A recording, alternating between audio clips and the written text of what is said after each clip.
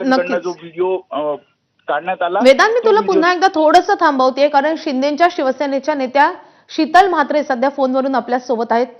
शीतलताई, खरं तर हा गंभीर प्रकार समोर येतोय।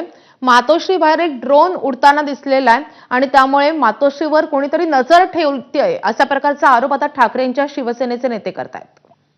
नाही, खरं तर ही खरंच गंभीर घटना आहे की अशा पद्धतीने मातोश्रीच्या सुरक्षेचा प्रश्न निर्माण झालाय। पण मातोश्रीला जी सुरक्षा आहे, जी राज्य शासनाकडून आणि पोलिसांकडून दिली जाते, इनफॅक्ट ती वाढवलेली सुद्धा आहे असं आम्हाला कळतंय।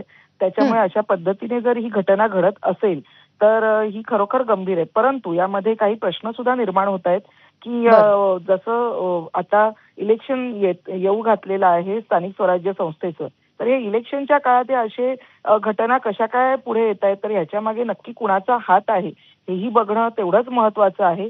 आणि मला नक्कीच माझी राज्य शासनाकडे माझी मागणी आहे की याच्या मागे नक्की काय आहे याची चौकशी अगदी लवकरात लवकर होणं गरजेचं आहे।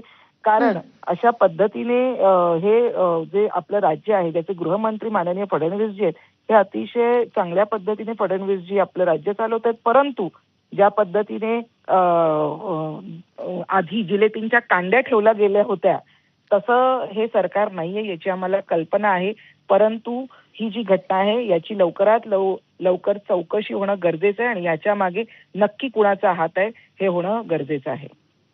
मात्र शीतलताई, तुम्ही आता एक शंका व्यक्त केली, काही प्रश्न तुम्ही उपस्थित करताय, या सगळ्या गोष्टीचा निवडणुकीशी संबंध आहे असं तुम्हाला नेमकं का वाटतंय? नाही, कारण अशी घटना ही निवडणुकीच्या तोंडावरच कशी काय बरं घडली, हा थोडासा शंकेला वाव देणारा हा प्रश्न आहे।